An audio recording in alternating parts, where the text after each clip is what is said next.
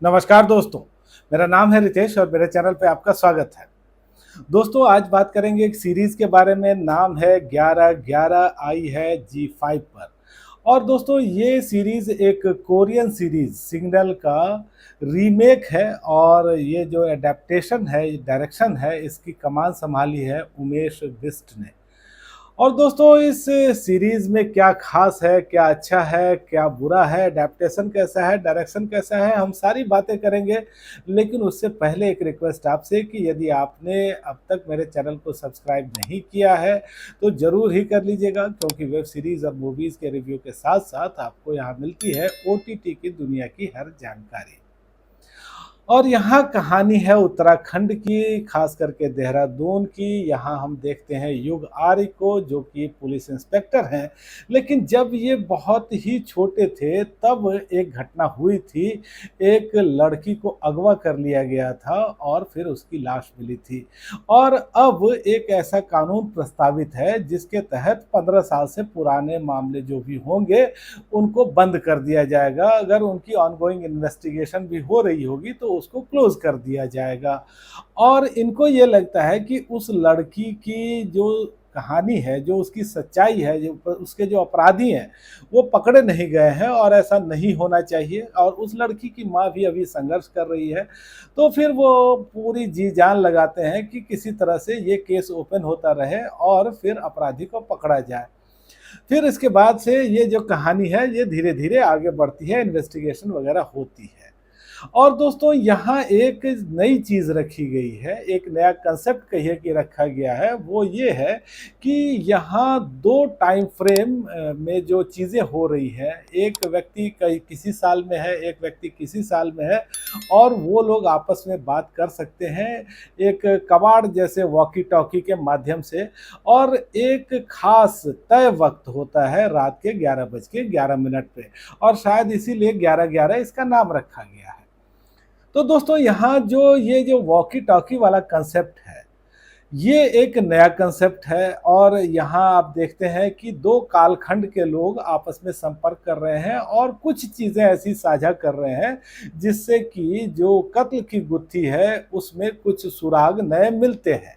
तो ये बात तो ज़रूर यूनिक है, नई है, लेकिन जिस तरह से इस चीज़ को यहाँ रखा गया है इसके पीछे आपको कोई ऐसा रीज़न नहीं दिखता है। या फिर यहाँ आप बाद में देखेंगे कि टाइम को लेकर के एक फ़िलॉसफ़ी की बात की गई है। तो ये चीज़ें यहाँ रख तो दी गई हैं लेकिन बहुत ही लॉजिकल, बहुत ही कन्विंसिंग ढंग से नहीं है। फिर उसके बाद आता है क्राइम इन्वेस्टिगेशन। तो यहाँ आप कहानी 3 अलग-अलग हिस्सों में देखते हैं। पहले हिस्से में कुछ बात होती है, दूसरे में कुछ और इन्वेस्टिगेशन होता है, तीसरे में कुछ और कहानी होती है। लेकिन इन सब कहानियों का जो सिरा है वो कहीं न कहीं एक दूसरे से मिला हुआ है और यहाँ जो किरदार हैं वो भी एक दूसरे से मिले हुए हैं। तो ये जो चीज़ है ये काफ़ी इंटरेस्टिंग चीज़ है। और जिस तरह से इस कहानी को रखा गया है, इन्वेस्टिगेशन परत दर परत खुलती रहती है और कुछ नई जानकारियाँ हमारे सामने आती हैं, कुछ नए खुलासे होते हैं। तो ये सब देखना हमको ज़रूर ही अच्छा लगता है। और जिस तरह से यहाँ घटनाक्रम को रखा गया है, शुरू में हो सकता है कि थोड़ा-सा कन्फ्यूज़न हो आपको टाइमिंग को लेकर के कि किस टाइम में क्या हो रहा है। लेकिन बाद में जब आप इस सीरीज़ को देखते हैं तो काफ़ी इंटरेस्टिंग ये सीरीज़ है, आप इसमें इन्वॉल्व हो सकते हैं और फिर बिंज वॉच भी आप करते रह सकते हैं।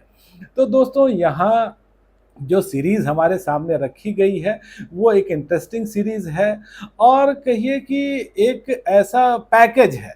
कुछ चीज़ें आपको थोड़ा कमज़ोर दिखती हैं, कुछ चीज़ें इलॉजिकल भी लगती है और कुछ चीज़ें ऐसी हैं जो अनएंसर्ड भी हैं। तो ये जो मिक्स पैकेज है, इस ये जो बंडल है इसमें थोड़ा वज़न ज़्यादा इसलिए आपको दिखता है क्योंकि यहाँ जो कत्ल की इन्वेस्टिगेशन है या जिस तरह से कहानी को एक सूत्र में अलग-अलग टाइम फ्रेम के कहानी को पिरोया गया है, वो अच्छा लगता है। और दोस्तों यहाँ जो अदाकारी की अगर आप बात करें तो राघव जुएल हैं, उन्होंने बहुत ही अच्छी अदाकारी की है। कृतिका कामरा हैं, हर्ष छाया को आप यहाँ देखते हैं और फिर यहाँ आप विजेंद्र काला जैसे कलाकार को भी देखते हैं। धैर्य करवा आपको दिखते हैं और ये भी कहानी के महत्वपूर्ण किरदार हैं। तो गौरव शर्मा आपको दिखते हैं एसपी की भूमिका में। और वो भी अच्छे लगते हैं। तो कलाकार जितने हैं अच्छे हैं, और मुझे तो लगता है कि इन सब में जो नंबर 1 है वो तो राघव जुएल हैं। जिस तरह की अदाकारी उन्होंने की है वो एक यादगार अदाकारी कही जा सकती है। तकनीकी तौर पे भी ये सीरीज़ अच्छी है। 8 एपिसोड हैं इसमें, 40 मिनट के आसपास के, और यहाँ कुछ जगहों पर एब्यूजिव लैंग्वेज का इस्तेमाल किया गया है। लेकिन दोस्तों इस सीरीज़ को देख कर के मैंने तो काफ़ी मज़ा लिया। और कुछ चीज़ों को अगर आप इग्नोर कर दें, मतलब बहुत ज़्यादा ही सीरियसली अगर आप ना देखें, एक कत्ल की इन्वेस्टिगेशन या फिर क्राइम थ्रिलर के तौर पे आप इसको देखें तो आपको बहुत ही मज़ा आएगा। और जो मेरी रेटिंग है वो है 5 में से 3.5 की।